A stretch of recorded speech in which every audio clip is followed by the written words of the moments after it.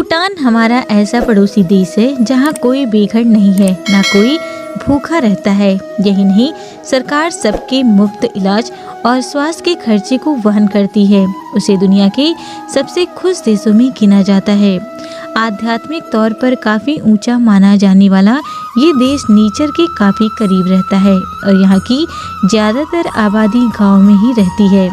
भूटान एक ऐसा देश है जहाँ सरकार सबको घर और भूख नहीं रहने की गारंटी देती है। इसीलिए इस देश में आपको ना तो कोई भिखारी मिलेगा और ना ही कोई बेघर। हर किसी के पास अपने मकान है। यहाँ के लोग आमतौर पर खुश जीवन गुजारते हैं। सबसे बड़ी बात ये भी है कि यहाँ आपका इलाज एकदम मुफ्त है। दवाओं का खर्चा भी सरकार ही उठाती है। यहाँ कोई भूखा भी नहीं रहता। कुल मिलाकर इस मामले में ये देश एशिया का सबसे खुशहाल देश है। भूटान में अब बेशक टीवी और इंटरनेट है, लेकिन लंबे समय तक यहाँ पर इन दोनों सेवाओं पर इसलिए प्रतिबंध लगा रहा कि इसके जरिए विदेशों की जो संस्कृति यहाँ आएगी उसका भूटान के लोगों और जीवन पर गलत असर पड़ेगा। लेकिन 1999 से इसे राजा द्वारा हटा लिया गया।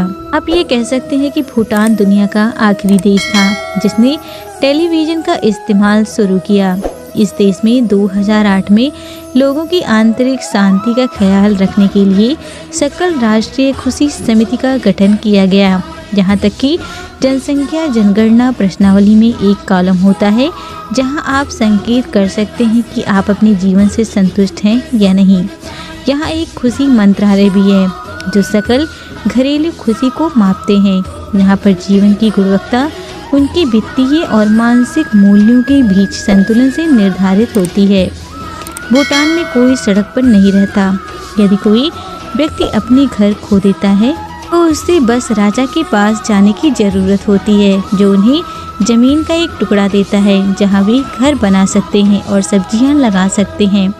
भूटानी लोग खुद को खुश मानते हैं और अपने जीवन से संतुष्ट रहते हैं। प्रत्येक भूटानी निवास को मुफ्त चिकित्सा सुविधा प्राप्त करने का अधिकार है। भूटान में पारंपरिक और शास्त्रीय दोनों तरह की चिकित्सा आम है। एक व्यक्ति खुद ये करता है कि उसे किस विधि से उपचार कराना है। भूटानी लोग पारंपरिक कपड़े पहनते हैं। पुरुष भारी घुटने की लंबाई वाले वस्त्र पहनते हैं। महिलाएं लंबी पोशाक पहनती हैं। एक व्यक्ति की स्थिति और सामाजिक स्तर की पहचान उनके बाएं कंधे पर दुपट्टे के रंग से की जाती है। साधारण लोग सफ़ेद दुपट्टा पहनते हैं। कुलीन लोग और साधु पीले रंग के कपड़े पहनते हैं। वैसे अब भूटान में चीज़ें तेज़ी से बदल रही हैं।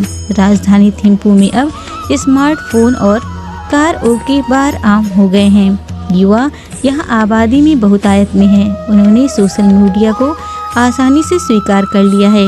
इसकी वजह से वहाँ स्ट्रीट फैशन में उछाल आ गया है और राजनीति में ज़्यादा खुलकर चर्चा हो रही है। भूटान पर्यावरणीय क्षेत्र में अग्रणी रहा है और राजनीति में ज़्यादातर खुलकर चर्चा भी हो रही है। प्लास्टिक की थैलियाँ वहाँ 1999 से ही प्रतिबंधित है। तंबाकू लगभग पूरी तरह से गैरकानूनी है। कानून देश के 60% भाग के जंगल होने ही चाहिए।